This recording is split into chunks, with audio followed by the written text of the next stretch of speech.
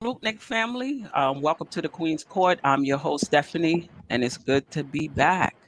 You all were missed. Thanks to Simeon Russell, who's not behind the scenes today, for making this show possible. Forever grateful. If you haven't already, please subscribe to the channel.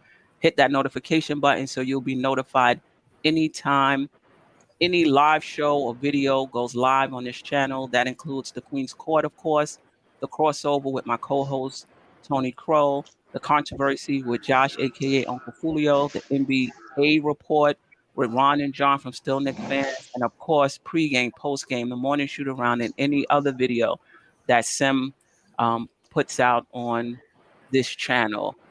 Tonight's topic, we'll be talking about the direction of the Knicks franchise now that they've decided not to go all in for Donovan Mitchell. I'm going to give my take right off the top, and then I'll introduce the guests for tonight's show. Um, I disagree with what the Knicks did and not going all in for Donovan Mitchell. And hear me out. I'm taking a broader view of this situation. I'm not just thinking about next season or the season after that. I'm thinking about the direction of the franchise as a whole. The Knicks have not had a player that they can legitimately build around since Patrick Ewing. I mean, I guess you can include Carmelo Anthony. I think some mistakes were made after we acquired him. So I guess you can include Carmelo Anthony in that. But in this particular case, you have a 25-year-old player that's made 3 All-Star teams in his first 5 years. You have the assets, you have the opportunity, and you decide, in my opinion, not to go all in. Because you got to remember, the Knicks had almost exclusive negotiating period before Cleveland was even part of the picture. So, in my opinion, the Knicks decided not to trust that no matter what happens afterwards, you have the right people in place to build a team around Donovan Mitchell. That if he leaves in 2 years, you didn't trust that you have the right people in place that can help you rebuild, just like Sean Marks did when he inherited the then New Jersey Nets, who were not in a good position. So, in my opinion, the Knicks decided not to bet on themselves. That's how I see it. The Knicks have not. If you're gonna eventually be a championship team, you have to have 2 stars at this point, but you start with 1. And if that means that you have to then revamp your roster around him, that's what you do. If that means that 2 years from now, your roster looks totally different than it does today, that's what you do. It wouldn't be the first time that a team traded for a player or drafted a player, and 2 years later you look back and say, wow, they only got 2 or 3 players, left from that team. You do what you have to do. I think the Knicks took a risk, and I think it was a risk either way, and I've talked about this. It's a risk if you trade for him, it doesn't work out, he leaves in 2 years, you've given up a lot of draft picks. That's a risk. I get it. And that's fair. But I think it's also a risk to not trade for him. If none of these guys on this roster pop in a big way, if the Knicks go another 10 years only making the playoffs once or twice, the Knicks would have, we would look back on this moment, I think, and think about that we missed the opportunity to change the direction of this franchise at the very least. And at most, we could have set this franchise back. And I don't believe I'm overstating it. I know some of you may believe I'm overstating it. I don't. Certain opportunities don't come around often, and when they do, you have to take advantage of it. Now, let's hope one or more of these players on the roster pops in a very big way. This then becomes a non-issue. If the Knicks draft a franchise player, this becomes a non-issue. And if the Knicks get another opportunity to catch a pop fly, to use a baseball reference, this becomes a mute point. But at this point, in my opinion, the Knicks had an opportunity to change the direction of this franchise, to take the first step, I should say, in changing the direction of this franchise, and they didn't do it. So let's hope somebody on this roster becomes that franchise player. The Knicks had an opportunity, the assets to outbid Cleveland before Cleveland was even in the picture. But they didn't. So I'm going to bring in the panel. I'm going to ask them the same question. I think I'm on an island by myself tonight, but I'm okay with that. I'm going to bring in Tony Crow from Knicks and Bruises, Stafford Don, resident panelist of Dope Soul Sports Talk, my channel. So if you didn't have an opportunity, please support the channel and subscribe. And DJ Shuttle, who's been rocking with us for the past, I don't know, putting in them panel hours, past month or so. How's everybody doing? Peace, Queen. Ready. Okay. All right. So I'm gonna put the question to you guys. Let me just pull it up. Wow, I don't even think I can find it. Pull it up again. There we go, because I want to give it to you exactly, right? So like I said in the introduction, the Knicks had the assets to outbid Cleveland before Cleveland was even in the picture. They could have went all in on Donovan Mitchell from the beginning. And in my opinion, they decided not to, or they did go all in. And as time went on, they kind of, pulled back on what they was offering, whatever. Do you agree or disagree with their decision? And then we'll get into the overall direction of the Knicks. That's not even part of Donovan Mitchell. But do you agree or disagree with their decision not to go all in on Donovan Mitchell, and why? Let's start with DJ Shuttle, Staff, and then we'll come up to you, Tony. Thank you so much, because I'm having to woosah so much right now. I think two things can both be true. I can believe that everything you said is dead accurate, and I can also believe that, as I've said repeatedly, I just cannot trust Danny Ainge. Okay? Cannot trust Danny Ainge. Mm-hmm. There's a few points I just want to get to that I've read. Take your time. Take your time. Reports allegedly are that Cleveland was in conversation with the Jazz months ago.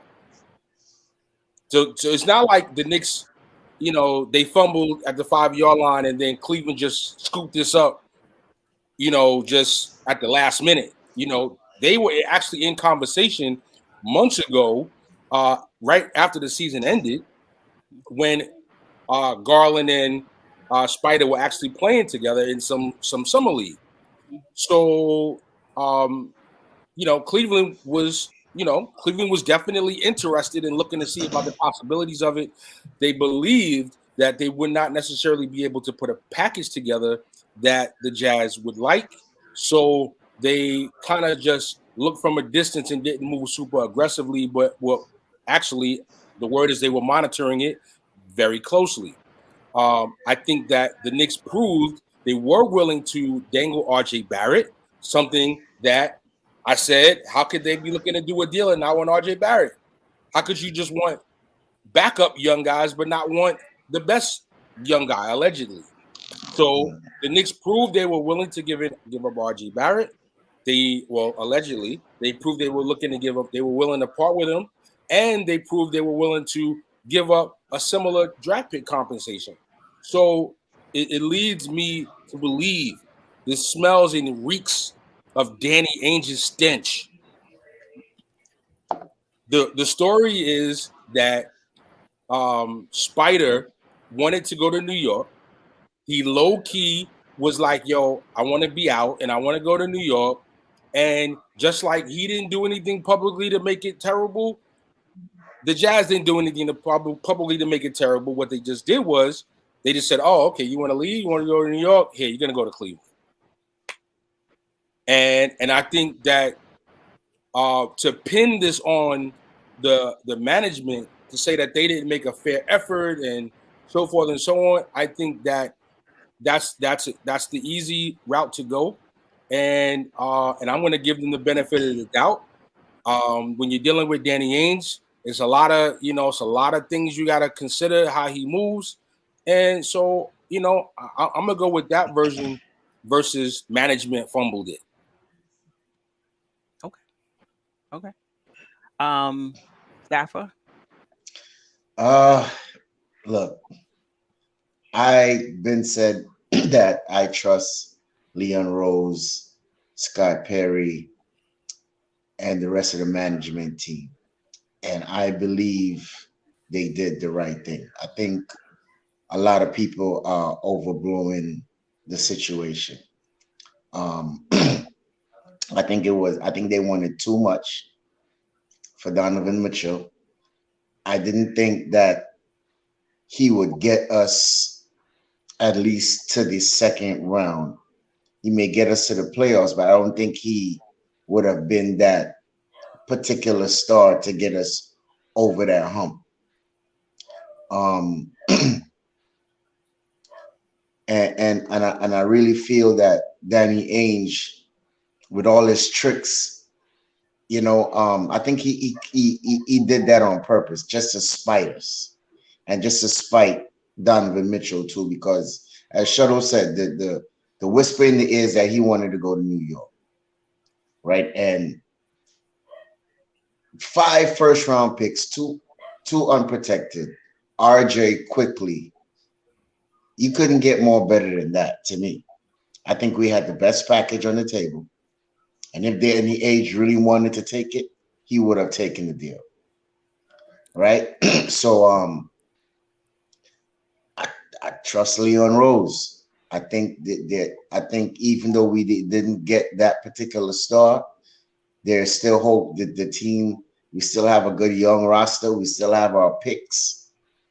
I know people may say, well, what was the sense in gathering all these picks and da da da da da da da da.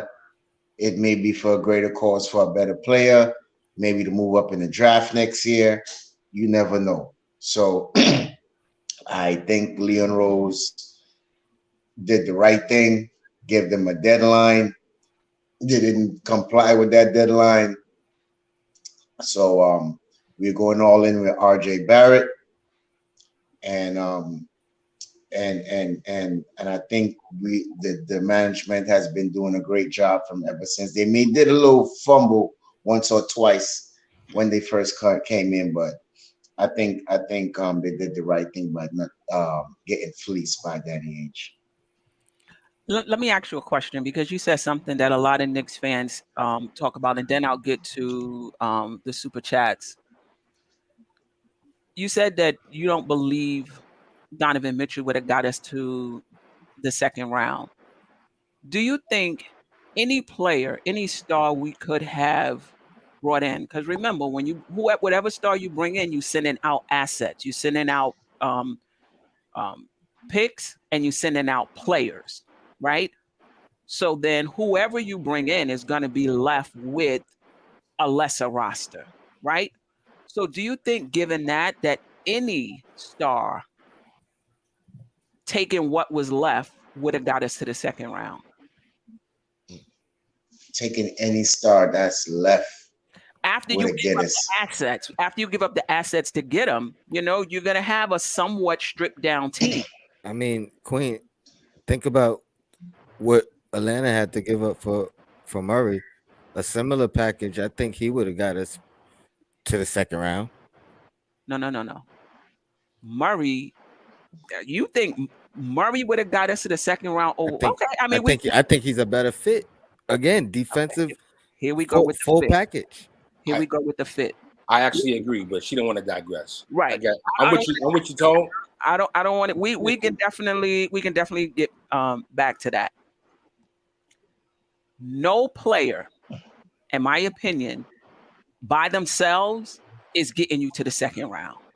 Anytime you got to give up players and picks, you're going to have a stripped down roster and you got to take whatever pieces is left.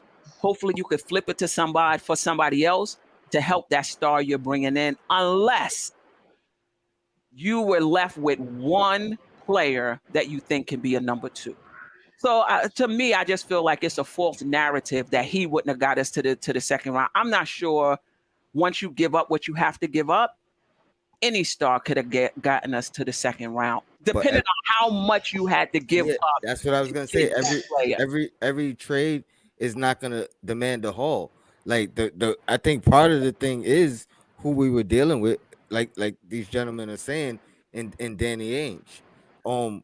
If you think about it, Any you know, superstar is gonna command any star. Doesn't even have to be a superstar. Is gonna command a hall. But go ahead. not every, but not every. I don't believe in that whole set the market thing. Let's say that the reason, and I've said this recently, the reason they pulled off that trade in Minnesota because they thought he's a final piece, not an additional piece. So they're willing to give up that haul for him. With us, it's a consensus that bringing him in wasn't the final piece. You know what I mean? It's almost now we build around him and start from scratch, or keep what's left, and but it wasn't the final piece. It's almost a rebuild. You know what I mean? Low key. But he was asking for final piece uh compensation, which why would we do that? You know Because what I mean? what he's asking for is irrelevant. He's asking for what he thinks he can get for the asset that he has. It's up to the Knicks, which they did, to say, Do you think the original deal of RJ, Mitchell Robinson, Obi Toppin, 3 first-round picks was a better deal than what they got? yes. But as I said on your show, Knicks and Bruises, he asked for that coming off of the Gobert trade, thinking that if he got what he got for Gobert, I can get even more for Donovan Mitchell. So when the Knicks offered that, they didn't think, given what they got for Gobert, that was equal value or better. And like I said on your show, when Kevin Durant asked for a trade, the Nets also said, well, if that's what they got for Gobert, we're gonna ask for that much for Kevin Durant, and they weren't able to get that. Do When you they think we weren't could?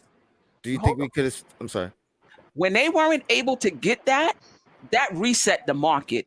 That no team is giving up 5 first-round picks, whatever. So they should have taken that deal, because once the market reset in terms of what you would give up in a trade, they even had to bring down what they were asking for to 3 unprotected first and play. And But then you that agree that and that left with that, them not taking the deal forced the Knicks' hand. Okay, well, we can't lose Mitchell for nothing, so we gotta re-sign him. So now Cleveland, not Utah, rather, not taking that deal, kind of backhandedly made a deal that it was not even possible to really be able to happen.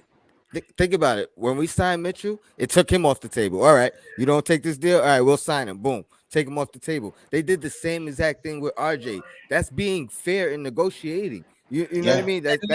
That's not trying to be robbed. We gave you the opportunity to have Mitchell and RJ. Okay, you don't want to take And that Obi. deal.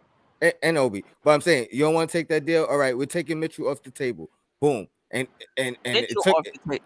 You mean we take Mitchell RJ? I mean RJ. No, we took Mitchell Robinson. first they took Mitchell. But that was back in July, though. But think about how long it took for them to re-sign Mitchell Robinson. We was talking about that. Like, yo, they still didn't sign him. Still, this is why.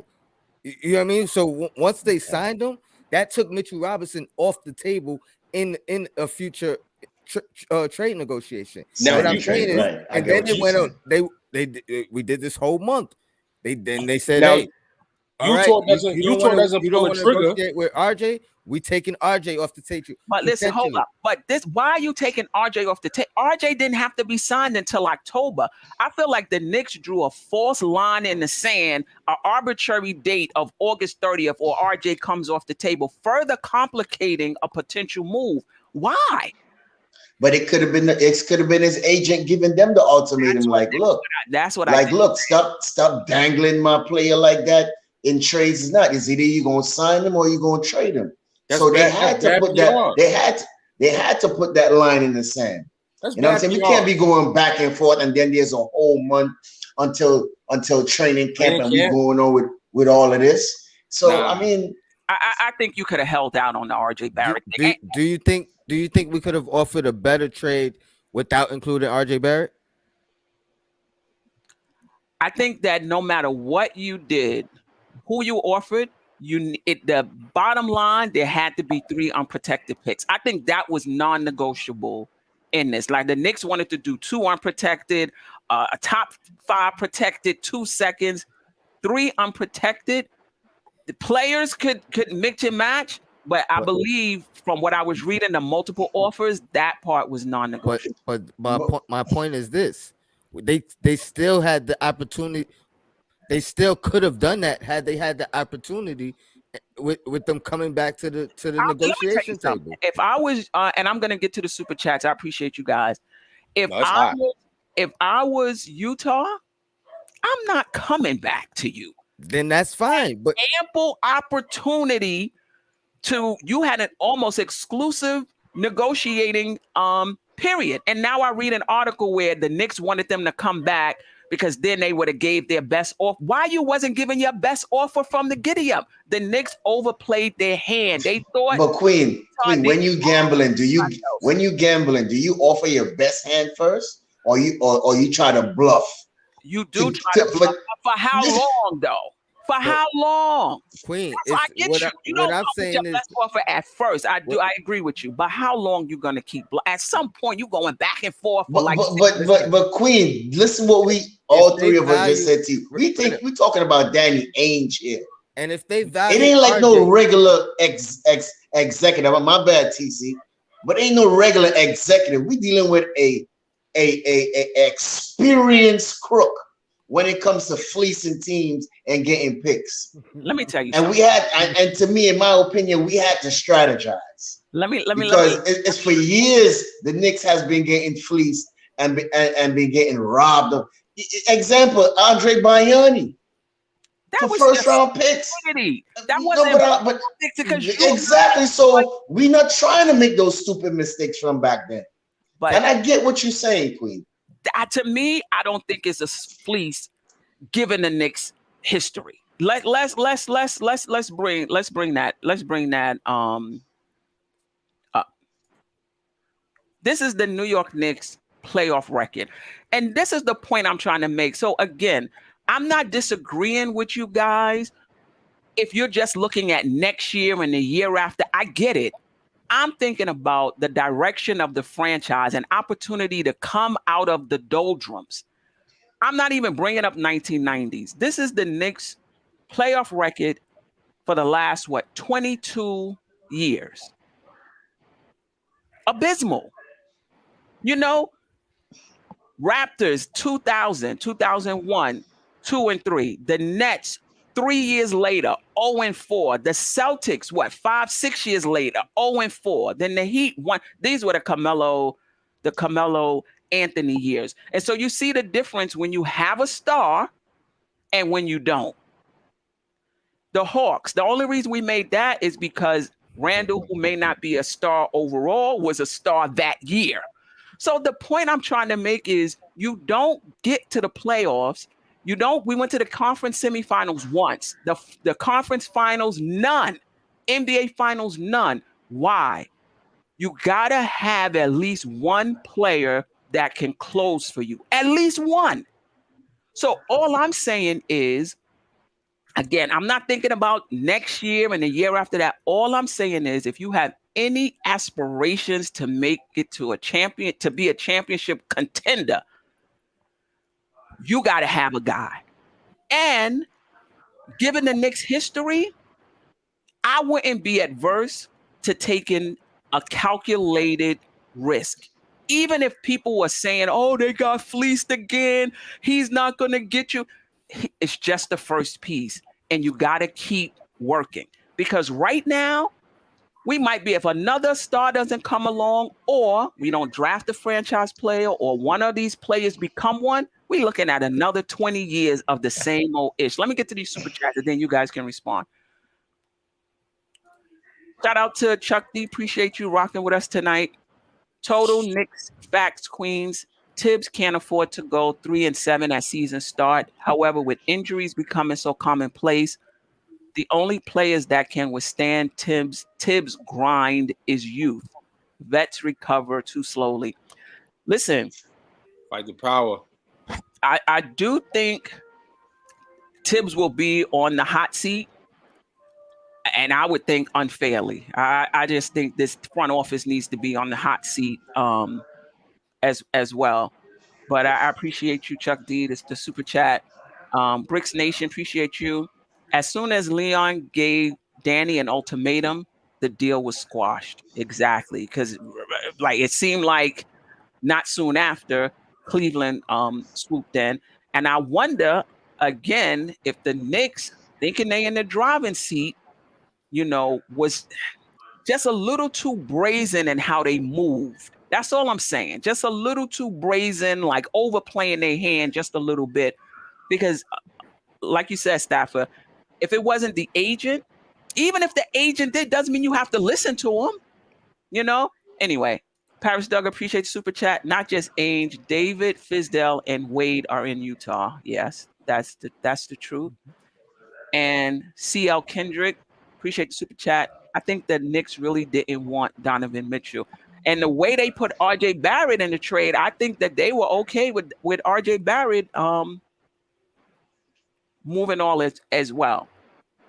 So go ahead. I'm so fueled up, Queen.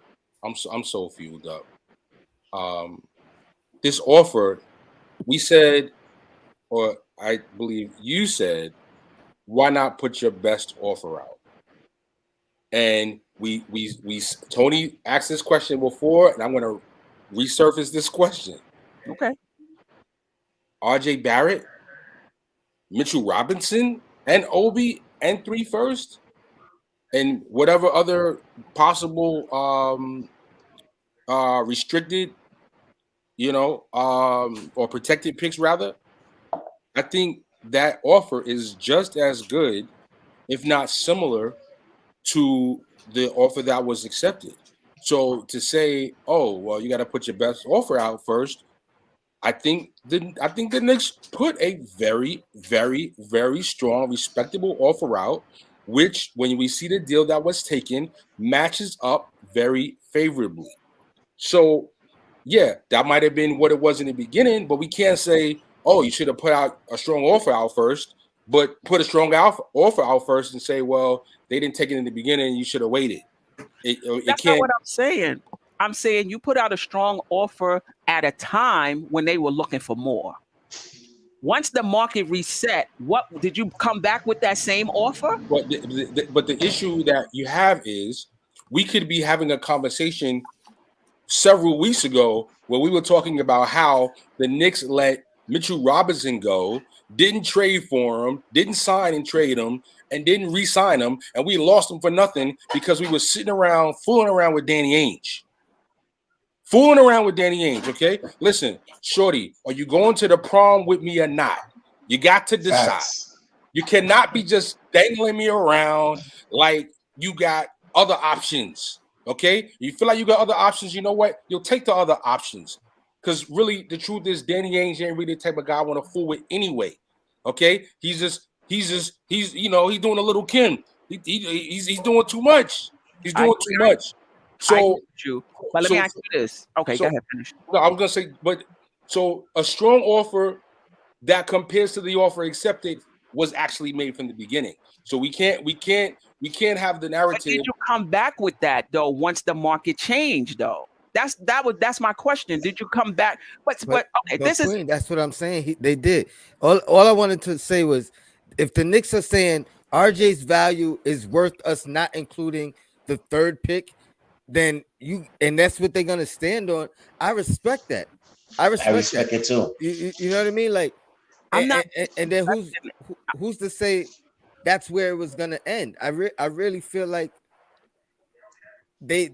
I think they did everything in the right way, and Danny Ainge just did it spitefully. And it's crazy because I said this a week ago before you left, and I don't think you or Sim agree with me. And now the article comes out that that's exactly what he did. And Queen, I just want to quickly add that 2 things. I think one, it's very possible Danny Ainge had no intentions on sending him here from the beginning in the first place. Facts. And unless it was a 7 first-round draft pick type of deal that was like undeniable, I gotta take it.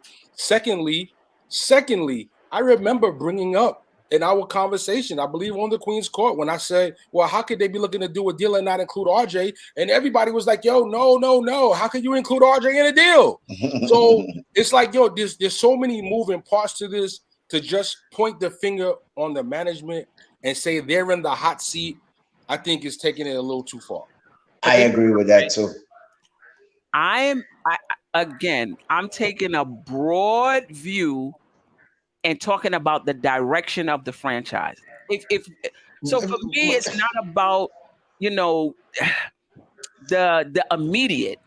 To me, it's about the Knicks coming out of the doldrums. To me, that's what it's about. And to me, I'm not gonna for me, a first round pick, a second round pick, an extra player get in the way of that. If you're gonna win a championship, you gotta get that guy.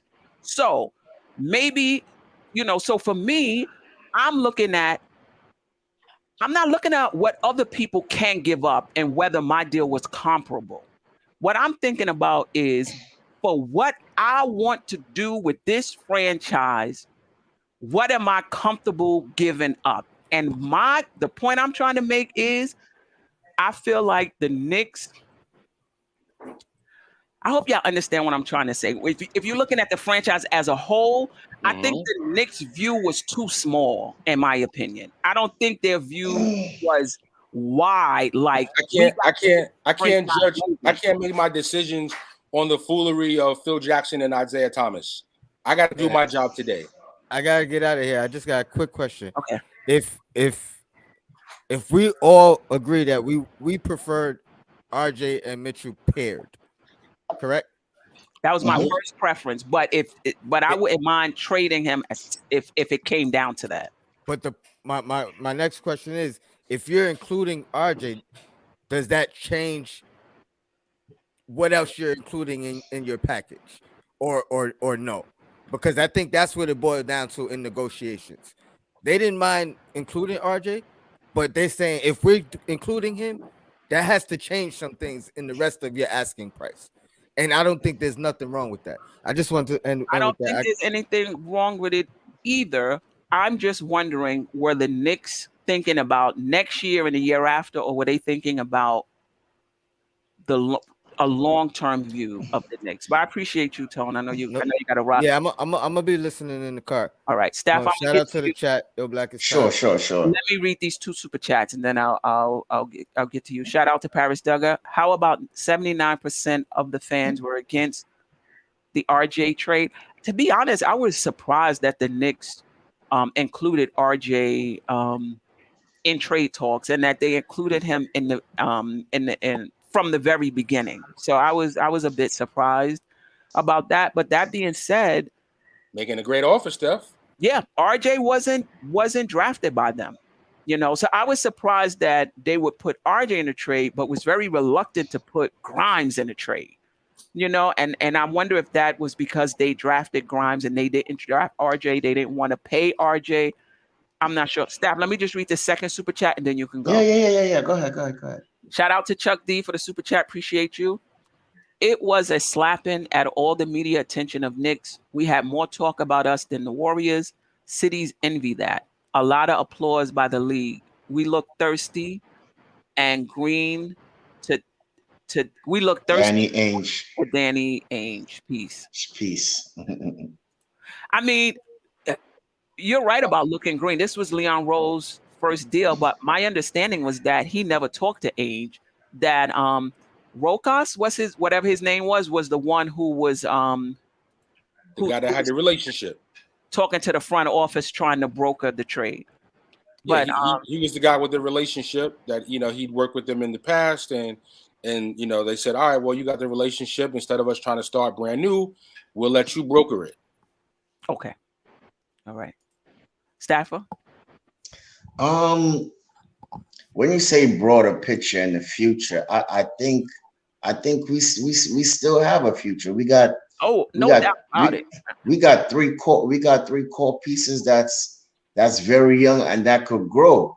Now, the thing that you always say is which one of those guys is going to pop, right? And I'm gonna continue to say what Leon Rose said. We're gonna continue to build the youth and develop, and also go through the draft. So I don't think by we not getting Donovan Mitchell was a whole slap in the face and is let the franchise down and Leon dropped the ball. No, we still got our assets for next year, 27, 20, however that goes. Because if we had gave up all those 3 first-round picks and we end up with 1 protected pick all the way in 29 to get Donovan Mitchell here and then to make another move, it would have been very hard because nobody wants second-round picks. And then after, we're going to wait until certain picks wait to convey. So it didn't make no sense. So what I'm saying is that, go ahead. No, finish. I didn't mean to. No, what I'm saying is I think the future is bright for the Knicks, but it's just that people like yourself, even me, right, was itching for a superstar to come here because we've been irrelevant. But at the same time, we got to build it the right way. And if building it the right way is going that way and seeing what these kids have, right, for the future, that's what we got to do and go through the draft. So, as I said, I'm putting all my chips with Leo Rose to see what he's going to do within the future. We've been going through the draft. Look, let me bring this up again. We've been going through the draft. All of these blank lines right here where we didn't make the playoffs was going through the draft. So it's not like we haven't been going through the draft. It's just that we haven't been picking the right players, or we haven't been in the. So we've been going through the draft. Let's not act like I'm with you, and I'm with you, but the key is what he said. I'm just saying what he said in his statement. We're going to build through the draft, meaning we got Walt Perrin, which is an excellent scout. He's going to make sure and get the right people to come here. Also, you understand what I'm saying? We're going to continue to develop the OBs, the IQs, the Grimes, the RJs, the Mitchell Robinson, and see what they can do as a collective unit right now as young, because all of them is under 25. So I understand what you're saying, Queen. But listen, this is what I'm saying. Leon Rose is double speaking. He's talking like a politician. Oh, we gotta develop the youth. We got this nice foundation, and all the while he was willing to deal every single one of them, including RJ. He had RJ Barrett in the deal from the beginning, multiple times, and then now all of a sudden he's a foundational piece. You understand what I'm saying? To me, he's just speaking out both sides of his mouth. Go ahead. But I'm saying, Queen. Listen, like I said, we was talking about getting a superstar for RJ. RJ was still on his rookie deal. So we rather was to get somebody who is proven to come in and try to move it one step and then let him go prove himself in Utah and let Utah sign him to whatever money that Utah wanted. But instead, we end up just signing RJ to see, because I believe RJ wanted to stay in New York. Oh, I'm sure he did. Let me ask you a question. Everyone talks about the risk of signing Mitchell and we don't get out the second round, or we sign in Mitchell and 2 years down the line, he opts out in free agency and we don't have draft picks. That's fair. Is there any risk in not signing him? The only risk is that some fans may jump off a building. But as far as the actual team, like there's no risk by having all these draft picks and some young players, and every contract on this team is very tradable. There's no contract that's like, oh my God, that contract, how are they gonna get that include that in the deal? Every contract is tradable. You still have all these assets, and ultimately, we've seen time and time again, teams with assets and teams with draft picks at some point and at some time, Either they hit a home run like Joel Embiid and Ben Simmons, or SGA and Chet Holmgren. Either you're gonna hit a home run with somebody, Tim Duncan in San Antonio, or you're gonna be able to make a trade like Boston did several times.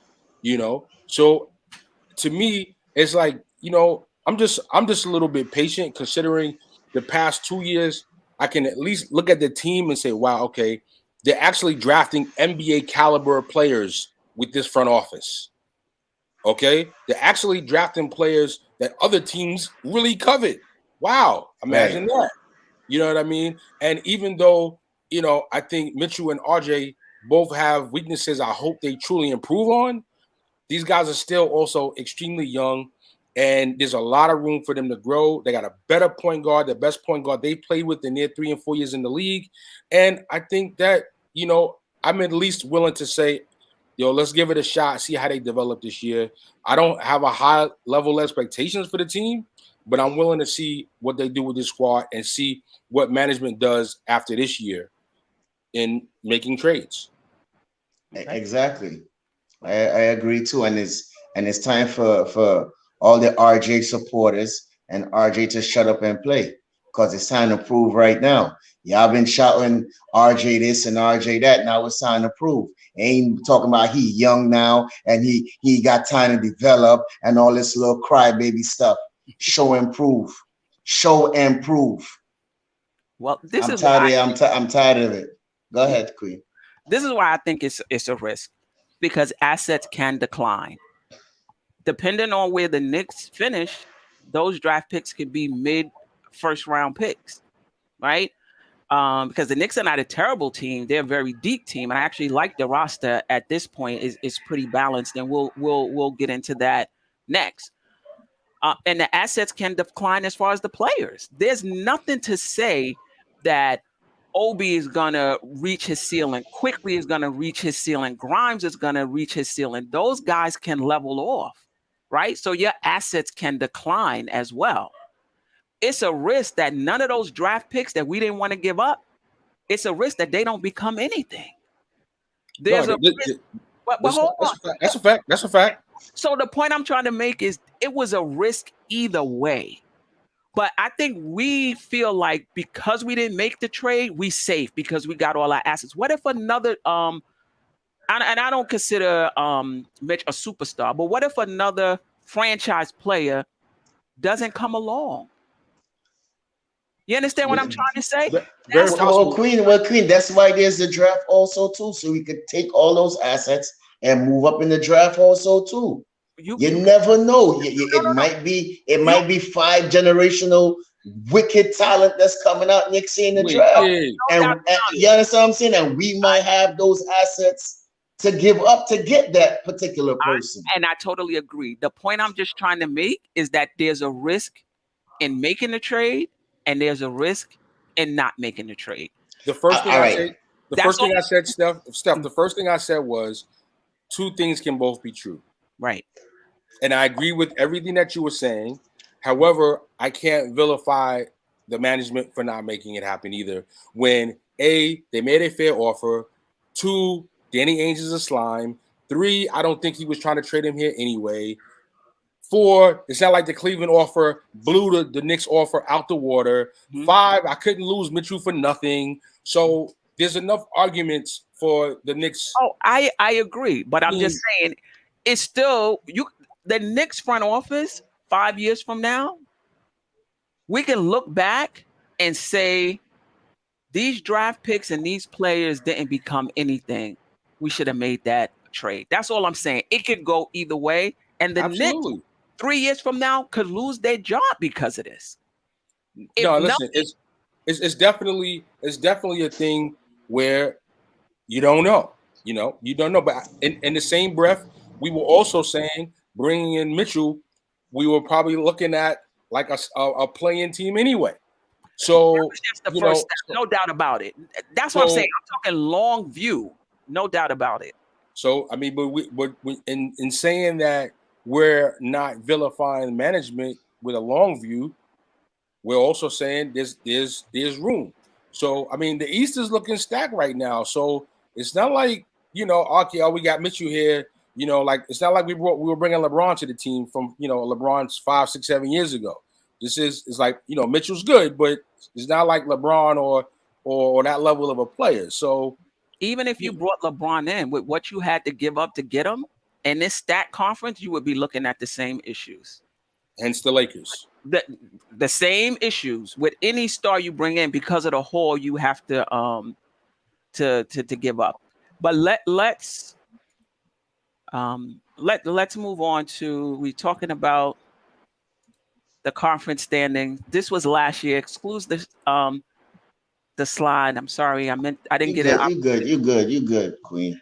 Small thing. Right. So let me do the roster first, because this is like when we talk about now. This is as per ESPN, and we can talk about them because they got Derrick Rose not even on as the second string. We could talk about this with the Donovan Mitchell thing over. The question is, how do we build a championship contender?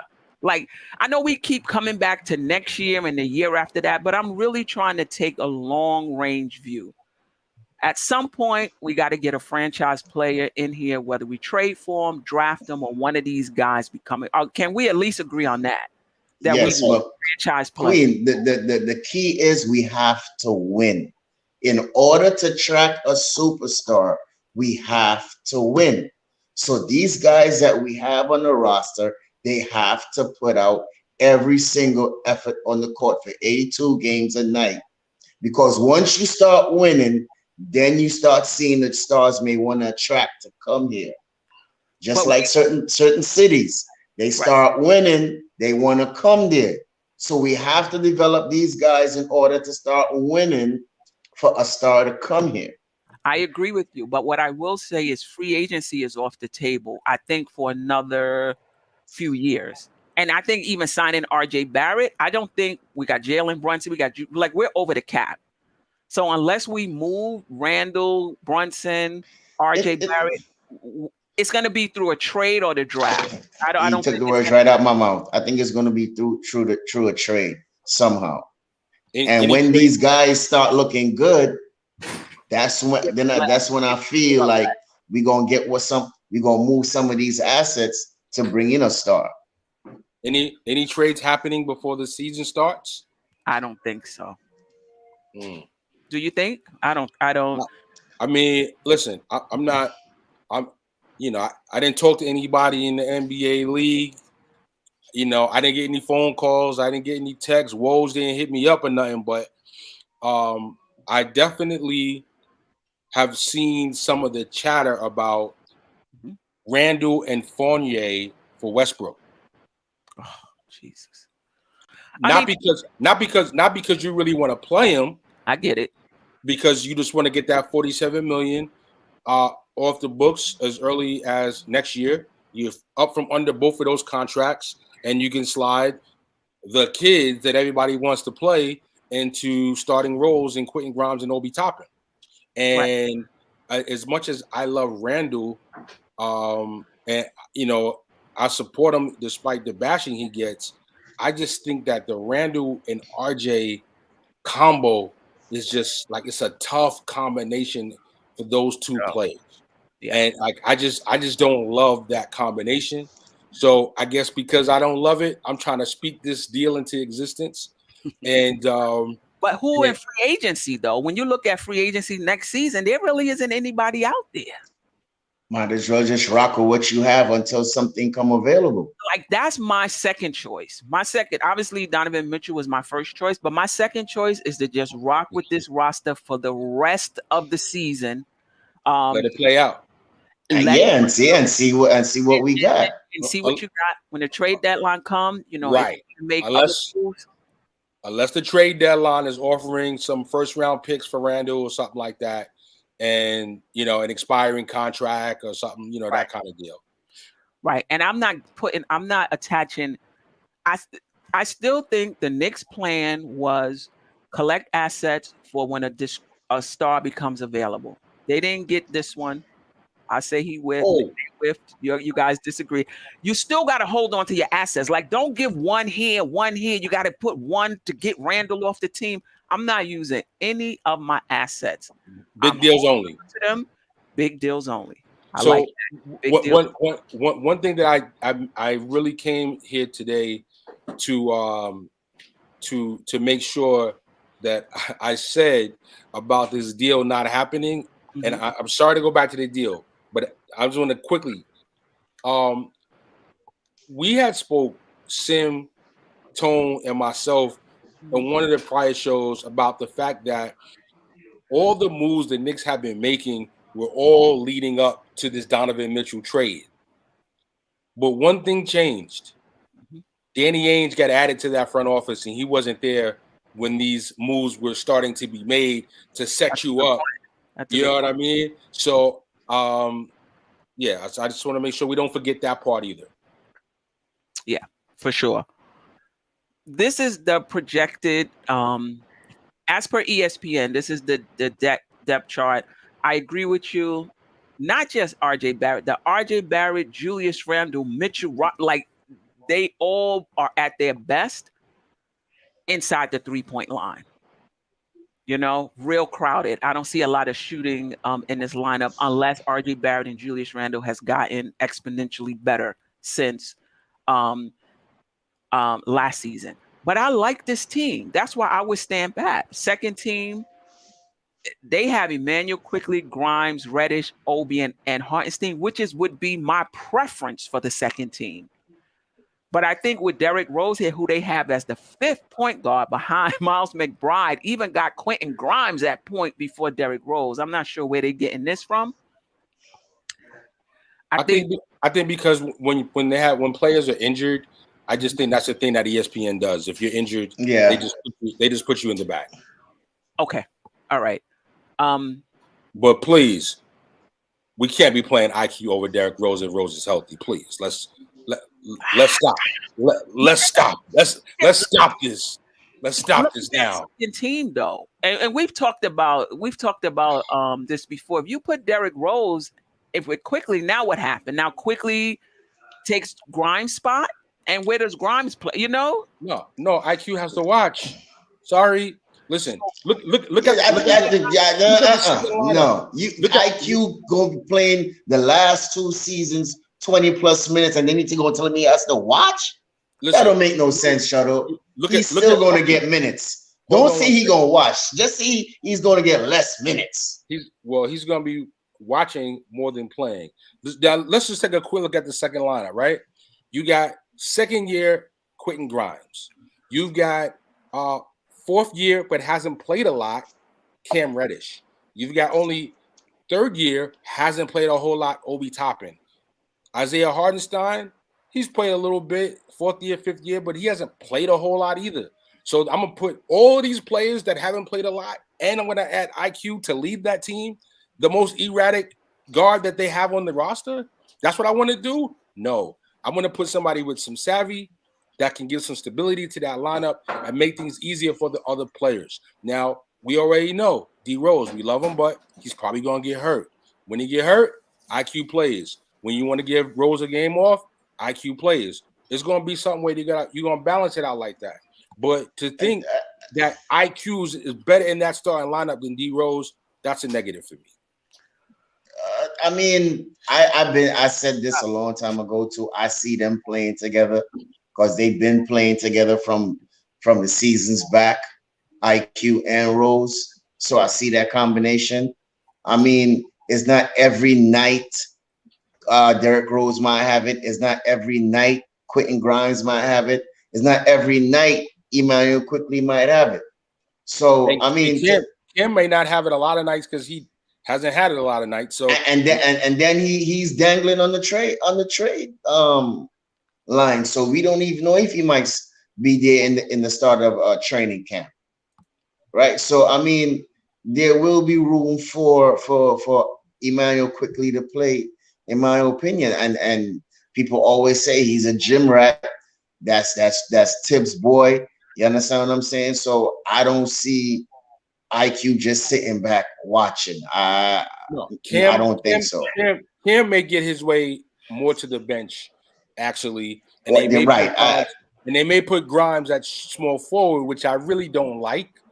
You know what I'm saying? I really don't like Grimes at small forward, but they did a little last year, so they may do it a little bit more if Cam is not, delivering. But I'm hoping, I got high hopes for Cam. I want Cam to deliver. So if Cam is delivering and Quentin is delivering, I just, my faith is in D Rose, a healthy D Rose. I think exactly. That's exactly how I feel about IQ. That's exactly it. I see the path forward as Cam Reddish being traded, and the Knicks going with 3 guards in that second unit: Rose, IQ, and Grimes. But in terms of defensively, they're going to be undersized. They're going to be undersized. If Grimes at 6'4" is playing a small forward, they're going to be undersized. Now, I know last season in an article, Tibbs said that he felt that that Grimes could play can defend the 3 position. That's the only way I see Derrick Rose quickly and Grimes. Because first of all, I'm not sure what they see in Grimes. Well, I shouldn't say that because I'm a Grimes fan, but the Knicks, all you kept hearing was RJ can be in the trade, but Grimes can't be in the trade. What are they seeing? Like, I see a high floor guy. I don't see a high ceiling guy. I see a high floor guy, but it's like they seeing an all-star. I think it's the money because he's still on a rookie contract. They don't have to sign him within the next 3 years. They had to sign RJ this year. He's either to a max contract or something close to the max. That's how I see it. I see it as a business. I don't see because we all know RJ is better than Quentin, right? Mm-hmm. Might be a little better shooter. You said Quentin than Grimes. Grimes, right? Well, Grimes a little better shooter, but with the experience for the past 3 years in the league, it's RJ, right? So I see that as a business where they were saying, you know what, instead of getting with all these $100 million contracts, trade RJ, keep Grimes. Grimes is more cheaper. He's a better shooter. I mean, he doesn't have all the skills that RJ have, but he's a developing piece. That's how I see it. I gotta just say, it was a money issue. I think it's money. Okay, maybe a little bit, but I gotta say, as a player and as a coach myself, like I like intangibles, right? So I'm looking at intangibles. RJ checks off all the intangibles, no question about it. Team player, leader, blah blah blah, right? But I feel like Grimes is a strong intangible player also. That's why the coach loves him so much. Now we got intangibles aside, and there's not really much of a difference. Now we have to actually just talk about true skill sets. There's simple things that we got to break this down to. Shooting, Grimes is a better shooter. Ball handling, Grimes is a better ball handler. Passing, Grimes actually played point guard in high school. Yes, RJ does average some assists because he handles the ball a lot, high usage rate. But Grimes actually is a better passer. So, like, when you break down actual skill set, Grimes is a better player. It's not even like RJ's this defensive stopper. And they're putting Grimes on a lot of the best offensive players. So, I mean, Grimes need a little bit of time, but it's not like he was given the ball and given the opportunity his rookie year like RJ was. So, I think when it's all said and done, I don't think there's going to be a huge gap between those two players. Wow. I know. You got me thinking on that one. Yeah. Listen, I'm a Grimes fan, but most of what I like about Grimes is what you're going to get game in and game out. He's a very good catch and shoot player, and he can defend his position at a high level. He might be our best perimeter defender. Now, if he starts handling the ball, he starts playmaking, he starts putting the ball on the floor, pulling up for the mid, like showing more. Now we're talking about something totally different. And I know it was Summer League, but that's what we saw in Summer League. That's what right, and I think that's one of the reasons why the NC want to give him up, because they see something in that kid. They actually saw something in that kid. So I'm I looking think at Grimes. I'm looking at Grimes like the Spurs, DeJounte Murray kind of sort of in that kind of bag. Like it's hard. It's hard. It's like I can't overlook skill sets. You know what I'm saying? Like at the end of the day, would you say like a Ginobili, but not a star, but just that good player when you know it could just come up, because Ginobili was a good player for the Spurs. He could shoot, he could dribble, he could put the ball in the hole, he could take it to the lane. He wasn't just a good player. He's in the Hall of Fame. Yeah, but I mean, didn't he come off the bench most of his years though? Yeah, but it wasn't because that's that's what I'm saying. So it could be apples or oranges. I don't know, but Grimes could turn out to be something in the future that we probably never see coming that they saw. And that's what they're supposed to do. That's what they're supposed to do. Let me read these super chats. Michael Parker, appreciate you. Salute Knicks Nation. Not sure if it's been said, but the Knicks will have to move on from Coach Tibbs. He is the problem. Okay. You heard a lot of that. Paris Doug, appreciate the super chat. They proved to Freezy Sunday Grimes was offered. Okay. And E Club, I guess. Hey, Queen, hope to see you opening night, MBK fam. No doubt about it. I will be there. And this was not a super chat, but Sanga Waldron said, if Grimes got RJ shots, he would definitely be our best player. Wow. So this is somebody who's really high on Grimes. This is what I will say. It's not easy to score 20 points in the NBA, and it's not easy to do it. And a lot of times when you see a guy being efficient and effective and limited minutes, it can go either way when they get more minutes. They can step into that role and they can continue doing what they've always been doing, or they can regress, or you could tell that they're not ready for this role. This is what I will say about Grimes. He was very inefficient with all of the shots he got in Summer League. So that tells me that if you give him more shots in the NBA, I'm not talking about catch and shoot shots. I'm talking about the way he was playing in Summer League, creating your own shots and things like that. In my opinion, I don't think he's ready for that yet. Because even though his skill set was on display, the efficiency just wasn't. I think he shot like the low 40s in Summer League, but that's the same thing with RJ as well, right? He's not very efficient either. He's shooting like 41% through his first 3 years in the league. 40%. And that includes the good season he had in season 2. It still averaged out to 41%. So and I just want to just make sure, so that we don't get some theory that Quentin Grimes just came up out of nowhere. Okay. 2018 ESPN Top 100. Quentin Grimes is ranked number 8. Same class with RJ Barrett, Zion Williamson, Cam Reddish. Yeah. Okay. And he's 8th. So this guy didn't come from out of nowhere. He was signed to Kansas. He's a 5-star recruit. So, like this is a guy that's supposed to be here. He was supposed to be looked at as a player getting drafted much earlier than that. Than he did. So, let's not, get a mistake that this guy just popped in out of nowhere. No, I don't think we poo-pooing on Grimes. You know what I'm saying? I just feel like for that person to say that if he was to get RJ shots, he's the best player, I wouldn't go that far. Yeah, no, I wouldn't go that far.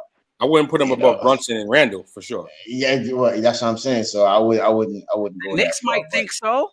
The way they've been moving, they see something that but they see him every day in the gym working out and what have you. So they may see something, like you said, Stafford, earlier, that we don't see. Shout out to Greg. He's talking about, I believe he's talking about Grimes' inefficiency in Summer League. That was because he was the leader of the Summer League. And in the regular season, he won't have that problem because he won't be taking on those shots. That's my point exactly. When you put him back in his role as a catch and shoot guy, he will be more efficient. But the point I was trying to make is how inefficient he was when he was asked to do so much. I'm not sure if you put him in that same role on this team, he's going to be better, right? He just may not be ready right now for the same. Yeah, it's going to take some time. It's going to take some time. Right. Because playing in New York is a lot of pressure, right? But like you were saying, without having to have the pressure, it's not like he's like, a rookie coming in and the team's awful and the team only won 18 games last year. He's coming into the team with a proven point guard, with RJ Barrett and Julius Randle and Fournier playing ahead of him. And basically he's the fourth offensive option on the team. Man, he should be able to light it up. Should be able to light it up. Well, he gonna get his chance because when they drive to the basket, he's gonna be in those corners. I know they're gonna have him in the corner most of the times. He's gonna have to hit those shots from all perimeter sides. And we already know, no matter how much people say Tibbs don't play the young guys and all that. We know Grimes was playing last year, and we know Tibbs don't love Fournier. So we know if anybody off the bench is going to be getting 8 minutes, it's absolutely Quentin Grimes. He should be. I wouldn't be surprised if he's doing a 50-50 split, with Fournier on minutes. I agree. I totally agree with that too. Yeah, that's probably the only. I'm sorry, Queen. That's probably the only veteran minutes might get slashed in like half, for Grimes and again, probably Quickly and Rose to play. Now, who is his minutes? Who do you prefer making sure Grimes gets his shots? A better shooter, a better catch and shoot player. You rather IQ making sure he gets those shots or D Rose? Oh boy, yeah, D Rose because quick. Oh, okay. After taking some time, then we don't need no. Group hug right there. No, because when Quickly gets on fire, look, I like Quickly. I know he could be not insufficient, but make some stupid decisions sometimes. But when you see that boy get on fire and he start hitting those threes, man, it's hard to stop that kid. Rose, Hall of Famer, a real good player, will settle down the team. I don't know, man. That's hard for me. It's going to be hard for the Knicks to figure this out because what I like about Quickly is you need that guy coming off the bench that he can shoot you out of a game, but he can shoot you into a game as well when he gets hot. So you need a guy like that. I don't know what's the path forward in terms of what the Knicks are going to do as far as that logjam between Derrick Rose, Quickly, and Quentin Grimes. But to your point, Stafford, what I wanted to say was I see a potential split in minutes at the shooting guard if Evan Fournier remains and at center. Mm-hmm. I agree. All the other spots, Brunson, Barrett, Julius Randle, I would bet, I said this on Knicks and Bruises, I would bet my house and my car that those guys don't play less than 34 minutes a game. Brunson, Barrett, and Julius Randle. I'd put it at 32. 30. Who you think would get 32 minutes? Maybe Randle. Okay. And so how much is that left for Obi? 16 minutes. 16 minutes. 16? Could probably shave down 4 more minutes, man, and get Randle 28, man. No, give if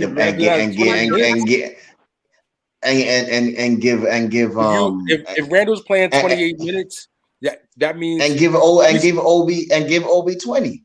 If Randle's playing 28 minutes, Randle's playing terrible, and the team is awful. Right. How much? But this is the thing though. This is the thing though, right? And I have to agree with the fans a little bit when it comes to this. We have to see what Obi can do. No, we don't. This We have to win.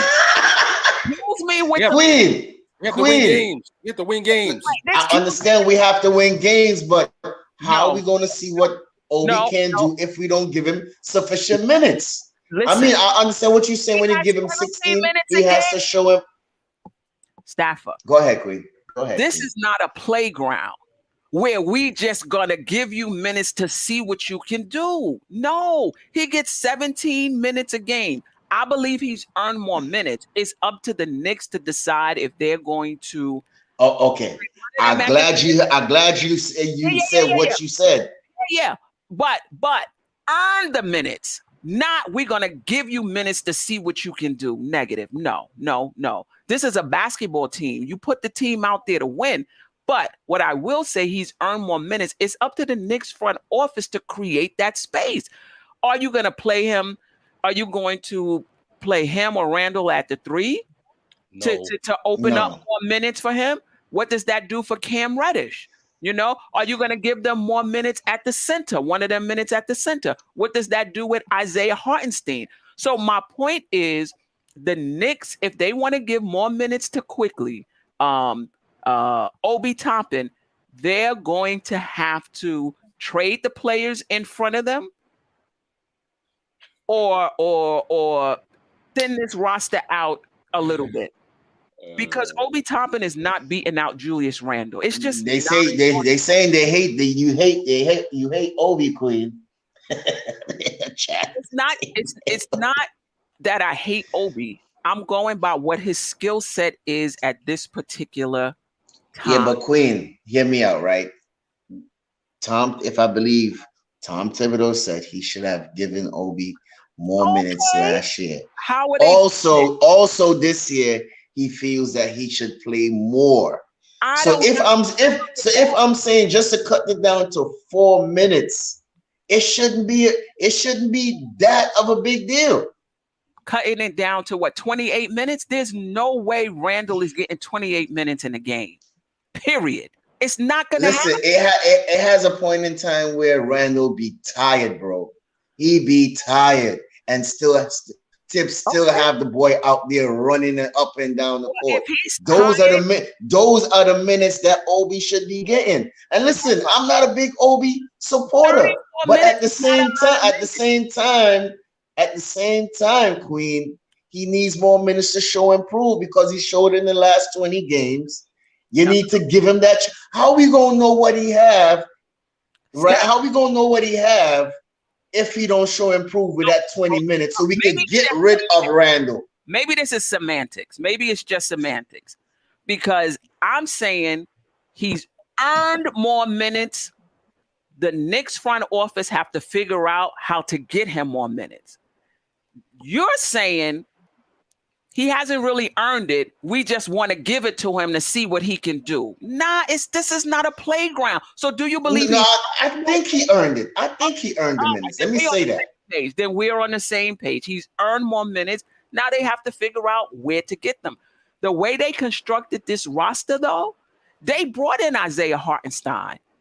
So you already know if Obi was supposed to get more minutes, you know you got to play one of them at the 5. Why are you bringing in Hartenstein? You're not creating room for that to happen. You understand what I'm saying? You didn't construct the roster in such a way to open up room for Obi to get more minutes. Yes, exactly. It's that frustrating. And I'll tell you this, as a DJ, when I started and I play some bigger events, yo, you think they just put me on prime time? No, I got to be the opening up DJ. You got to be the opening up DJ, and you got to earn your time. You got to earn. Which is true. You got to earn your way. Okay, I'm also from that Chuck D 510 Strong Island Studios camp where you couldn't just get the opportunity to just record in the studio. You had to earn your way to record in the studio. You had to earn the way to get your records put out. Earn your way to do a performance. Okay, so year one, Obi earned very, very, very little. He was actually kind of poor year one. He was Year gifted 2, minutes year 1. he was gifted minutes year 1. Year 2, he showed some strides, and at the end of the season, he finished up strong. Great. So we have more confidence now in him. He has more confidence in himself. With the minutes that he gets, I don't care if it's 12 minutes a game. With the minutes that he gets, he needs to ball out and make the team feel like, yo, we could trade Randle now. Obi looks like he's ready. The same way he's feeling about Grimes. Well, that's what I'm saying. So you think 12 minutes? You think 12 minutes going? Look what Grimes did, and it's not the minutes; it's what you're doing in your minutes. I get you. I understand all of that. Grimes is at the point where the Knicks are saying, you know what? We might need to. They didn't want to include him in the trade, or maybe they reluctantly included him in some offers. And they might be looking to move off of Evan Fournier. Why? Not because he played 30 minutes a game. Because his intangibles, his defense, his shooting, everything. I get all of that. It's true. They see him in practice as well. They see him in practice, and that's the thing. Yo, year 1, someone said in the chat, Obi was so clueless year 1. He didn't know where to be on offense. He was in a dizzy spell on defense. No, which is true because he got injured the first. I think he got injured in that Indiana game, and he had to sit out. And then come back in. Whatever the reason. Year 1, he was gifted minutes. He was horrible year 1. Grimes, on the other hand, is showing in practice, yo, this guy's smart. He knows where to be. He gets rid of the ball. He catches it and he shoots it. You know, like all the things you have to worry about with a lot of young players, first-year players, you didn't have to worry about with Grimes. You put him in a game. Yo, Grimes might play 8 minutes. You're like, damn, Grimes played really good. We should have got him more minutes. Obi has to make you feel that way. And until he does that, we can't be talking about Obi needs to be playing more minutes. Sorry. The last 20 games proved it. I mean, I get what you're saying because I'm if you go back and you look at some of my tapes with Uncle Freezy and all of us saying that Obi needs to have some heart. He needs to rebound the ball some more. He needs to do this. He needs to do that. By Randle sitting out those last few games and him not having to watch over his back, he produced. That's all I'm saying. Yo, is a watch over your back league. If we want a superstar to come here, right? This all goes back to superstar. If we want a superstar to come here, these guys have to show what they have. So either we're going to give up in a trade for someone or we're going to add that superstar to them so the team could be a contender. Listen. So we just going to just have him on the bench and play him 16 minutes. Yes, because Staffer, that's all he deserves at this point in his career. He's not better than Julius Randle right now. I'm not saying that, Queen. You know I'm not saying that. There's nothing wrong with waiting your turn. Has Obi... Okay, let me ask this question. Excuse me. I believe there's ample reasons to move Julius Randle that have nothing to do with Obi Toppin. Like Julius Randle, you can argue, has played his way out of New York. But I don't believe Obi Toppin has pushed Julius Randle, that his play has pushed Julius Randle to the point where you could say, oh, we could trade Julius Randle now. Because has played in such a way that we see that he could be even better than Julius. He hasn't done that yet, in my opinion. But Queen, I never say that, you know. I never say Randle. I never say Obi was better than Randle. No, I never say that. But I'm just talking about as giving Randle some extra rest and giving Obi those extra 4 minutes might be more beneficial to the team. Listen, if Randle can't play 34 minutes, which is about average for a power forward, then he's not in shape. He played 35 minutes. 34 minutes? You but can't Queen, play. what having to be in shape got to do with it though? We just saying that how if Randle could be efficient within 28 minutes and give us efficient points and do all of that, why can't Obi get those extra little minutes? That's all I'm saying. Because Randle is better, and Randle is going to give you all right. 34 minutes than the time. Listen, this is what I need to see from Obi this year. We already know he can stretch the defense. And he could finish in transition. We know that already, right? I need to see him operate in the half court. I need to see him hit that three at least a 35% clip, not for 20 games, over the course of an entire season. That's when you know a player is proficient. That's when you know this is just who they are. This is just what they do because they did it for an entire season or two or three. But if he can this season start hitting the three at a proficient clip, that changes everything for Obi Toppin. Now teams have to guard him, right? That clears passing, that opens up space for cutters, that opens up space for people to drive. Now they're going to run him off the three-point line. Can he put the ball on the floor? That's the next step. When they run at you, are you just going to pass it to the top because you can't put the ball on the floor and take 2 dribbles in? You understand what I'm saying? Now, if you want to say he can do those things, why didn't he do it? You can't tell me that Tibbs is stopping him when they run him off the three-point line to put the ball on the floor. No, because they're not even respecting him enough to go out there for him to get that opportunity. You understand? It's levels to this. That's all I'm saying. Next year, he's hitting that three-pointer at a good clip. They chasing him off that three-point line. He's putting the ball on the floor, taking those few steps in, either pulling up for a jumper or hitting the team. Whoa.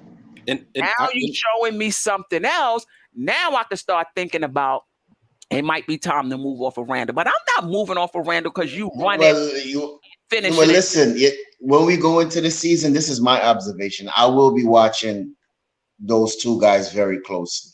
Very closely. Their minutes, their efficiency, and everything. I got to tell you, Stafford, too, for me, while I would love to see Obi improve his three-point shot, I'm much more concerned about his weak defense and his lack of rebounding. Randle has averaged 10 rebounds a game for like 6 seasons in a row, and he's a monster on the boards for the team. Mitchell Robinson is not an amazing rebounder.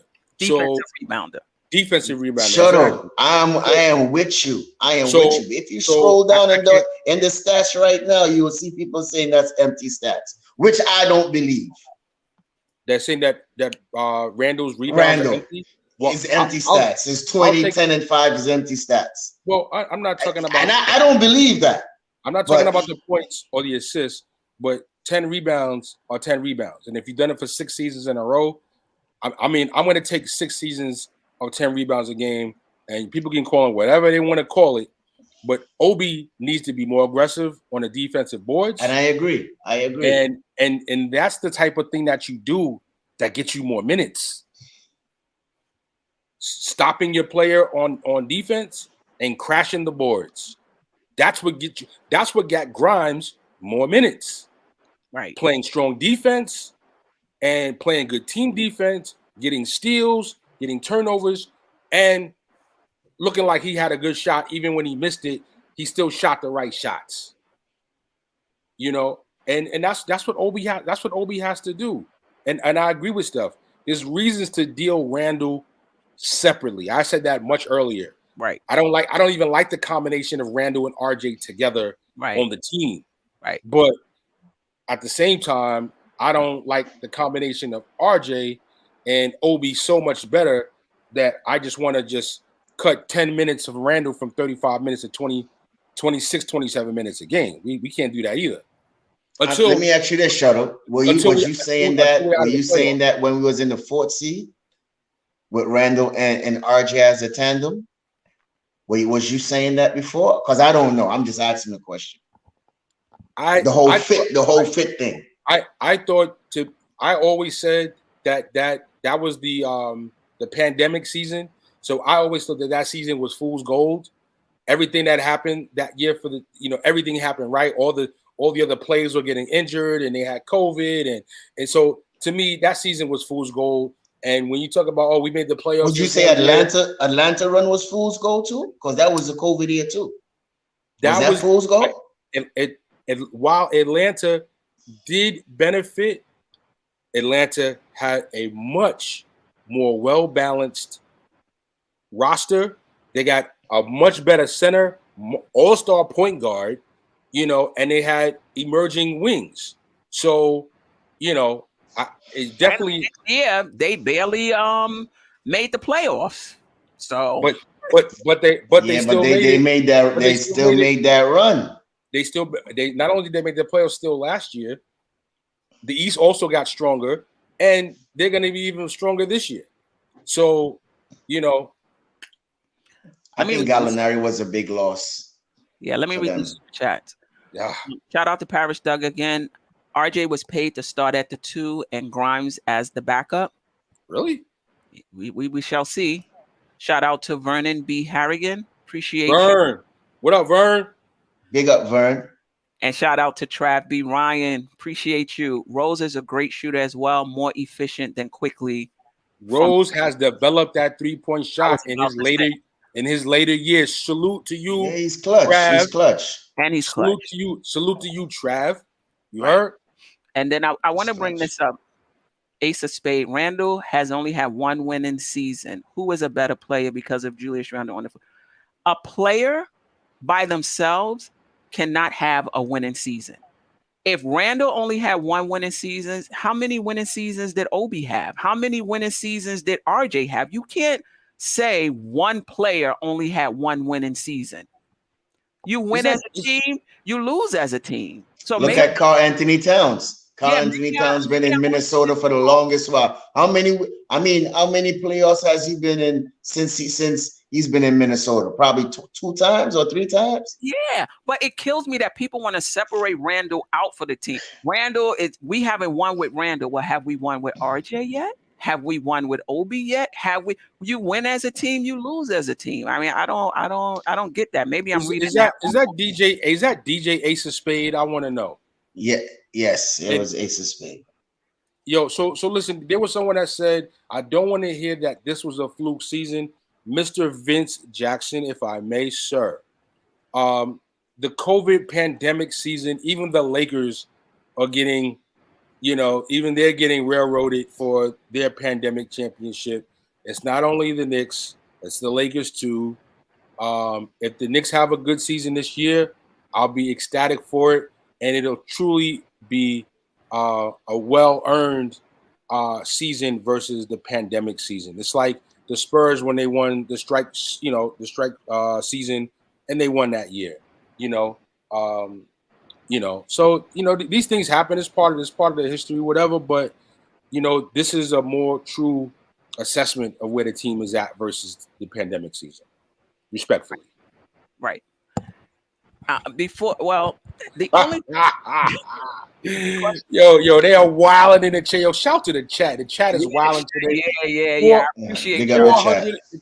432 people in the chat. I hope everybody's hitting that like button. You know, Please. Definitely. And some of y'all go over to Dope Soul Sports Talk and subscribe to my channel. You liking the content? We do similar stuff over there as well. I'll drop the link in We always fiery over here. More fire.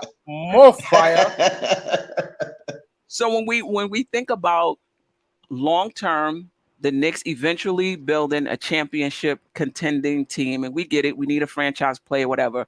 Is there any player on the roster right now that you think could be on a championship contending roster? Like, do you see, I don't think we see any number ones, but if I'm wrong, correct me. Do you see any number twos, any number threes, any role players, or do you feel like on a championship contending team, only a few of these players would even be on the roster? Well, I mean, sure. I mean, depending on, you put any of these players on the Golden State Warriors, there could be valuable players on that team. I really truly thought the Knicks were going to trade Mitchell to Golden State that year when Golden State had that lottery pick. And they took the center. I really thought they were going to trade Mitchell there.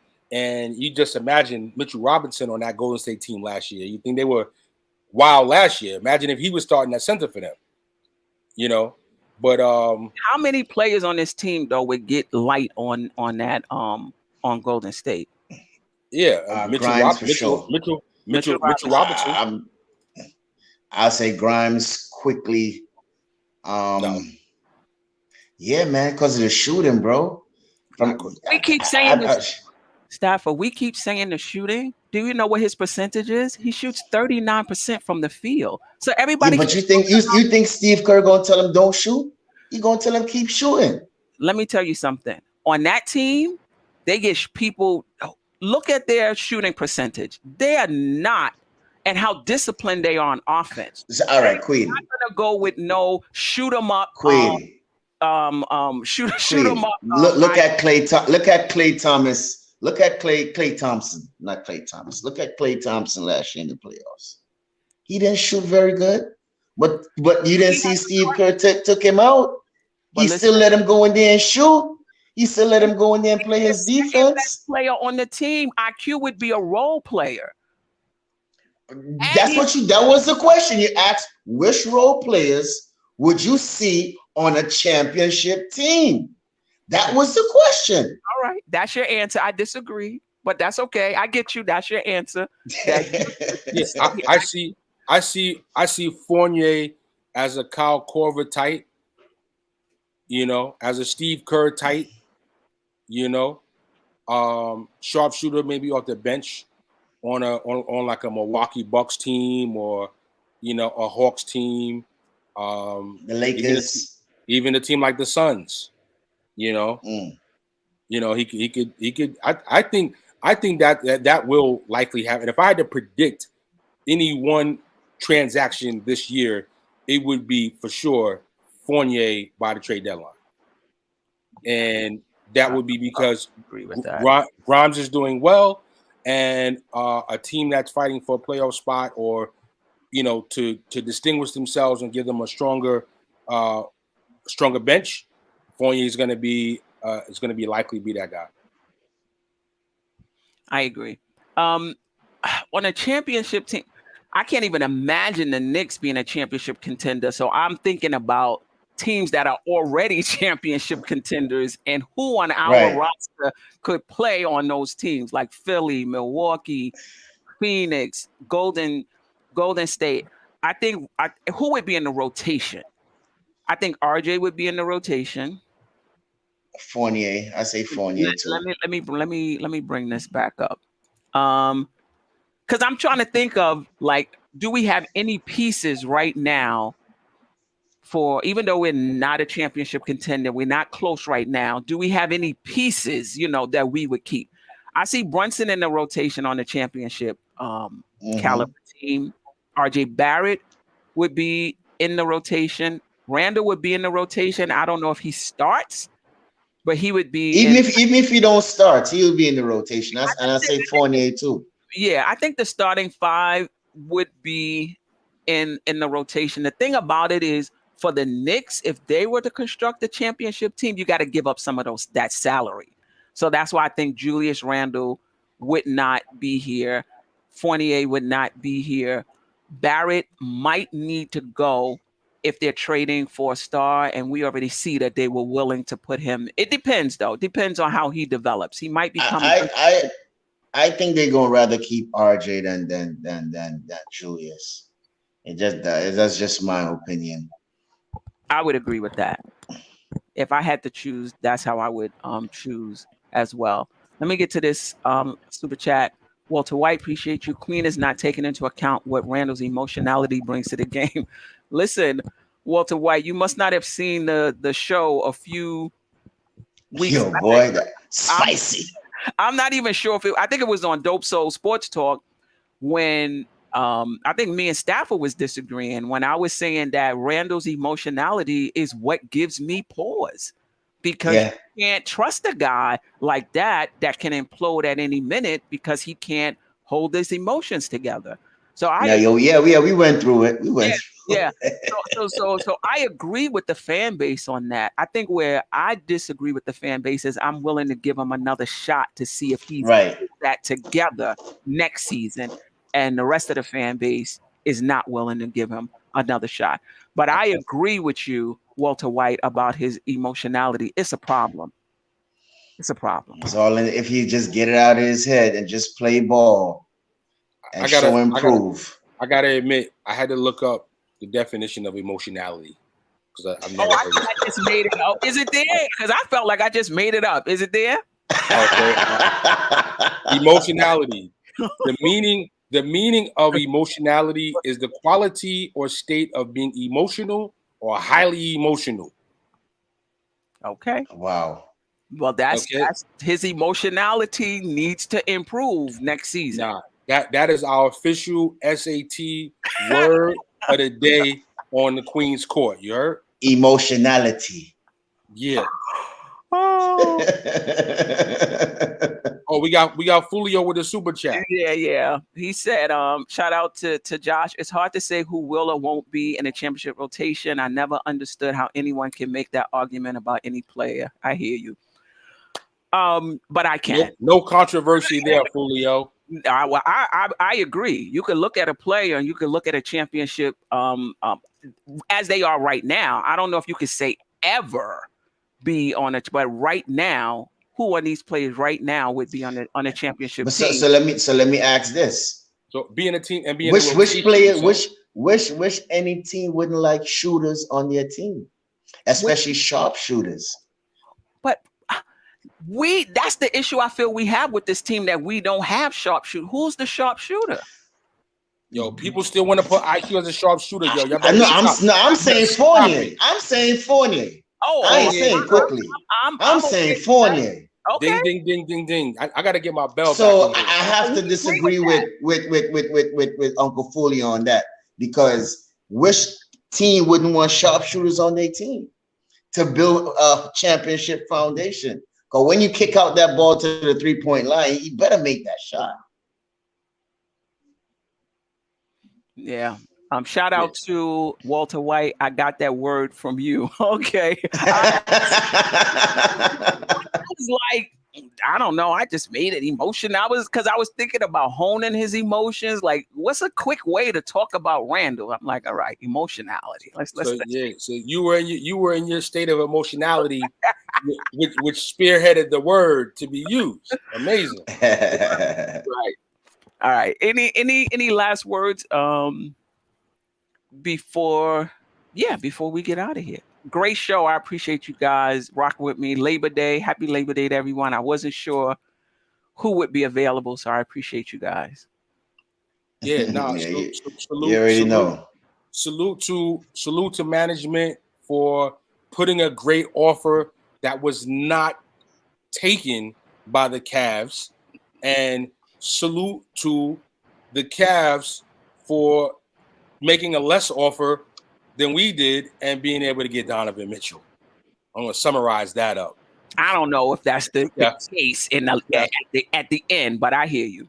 No, because what we might have to do, and maybe could have should have did today, is we really should have took a look at Knicks' best offer and put up Cleveland's offer and really took it side by side and drilled down on reports of the offers. But you bringing in, shout out to Ron Cleveland, the July offer when the market was very different. I'm talking about the offers as of late.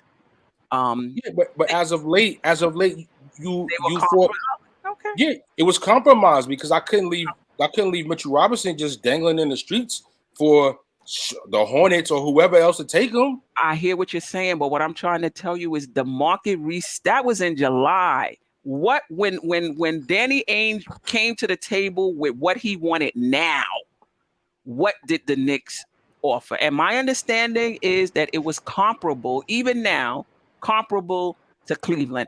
I'm just saying, you need a franchise player. You've been to the playoffs 4 or 5 times in 20 years.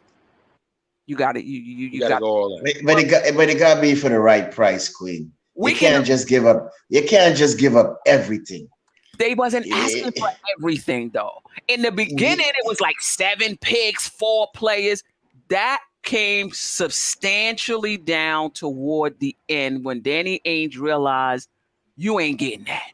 KD couldn't be moved for all of that. You're not getting that. And it came all the way down.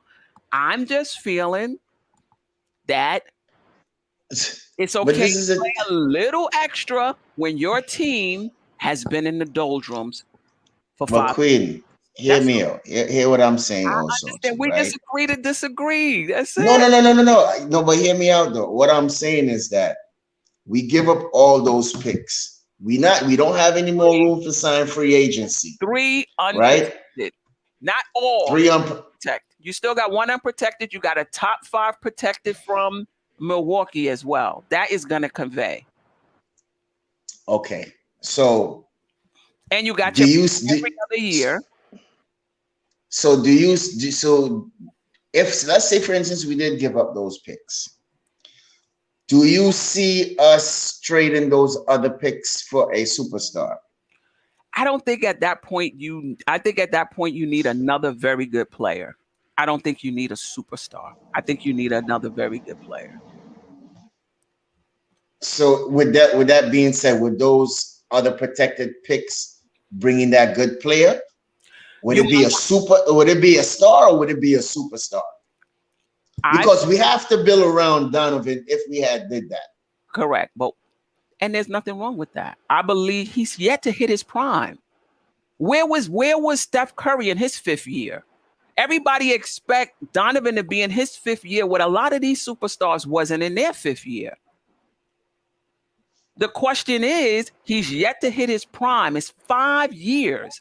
He has, he's going to get better.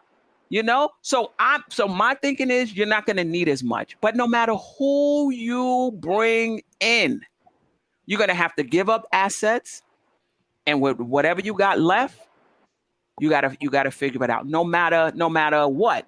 And this trade was pick centric. That's what Danny age value. Every trade is not like that. So the next trade you may give up a player to headline the trade. You understand? Or two. Or 3. Queen, Ron Cleveland said drop the link just for 2 minutes. Just for 2 minutes. Let me hear what he got to say. What do you mean drop the link? Because he wants to come on, but I'm trying to get out of here because it's already been too. Oh yeah. It's already been too. Sorry, Ron. I tried. Ron, listen. Tomorrow, if you're available at 9:00 on Dope Soul Sports Talk, I could definitely give you the link. You could come on. You could talk as long as you want. But I got a long day tomorrow. I got to get up out of here. And keep giggles. Sure. I know Mitchell isn't Steph Curry, but Steph Curry wasn't Steph Curry in year 5. That's the only point I was trying to make.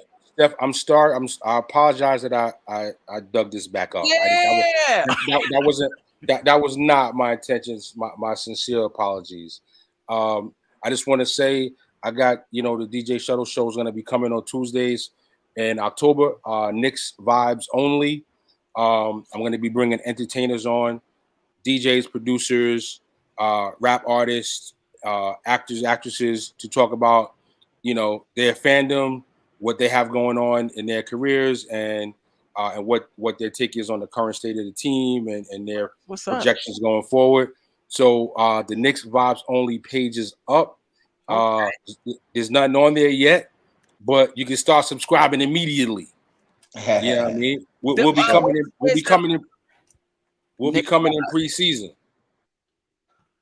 Knicks Vibes. Knicks Vibes Only. Oh, Knicks Vibes Only. Because I'm see if I can. I appreciate that. If I don't. I see. It's not the Knick Vibes, right? No, not the Knick Vibe. Just right. Knicks. It's not coming up. Knicks Vibes Only. Come on, Steph. It's not. It's not coming up. Don't worry. I'll we'll make it happen next time. I should have been prepared. Then we'll have because I tried to Google. I'm not Googled it. Search for it, and it didn't. No worries. But small thing. Today, I appreciate you, everybody, for stopping by. Staffer, DJ Shuttle, Ron Cleveland. If this was another night, man. I miss you, and I really want to chomp it up with you about this topic and a lot of other topics. But again, if you're available tomorrow, 9:00, Dope Soul Sports Talk, Stafford, Jarrell, the bowling chick, and whoever else wants to come on. We will be in the building. Make sure you come with all your notes and all your stats, because it's gonna be fire. Shout out to Jarrell, man. Yeah, shout out to Jarrell. See you tomorrow.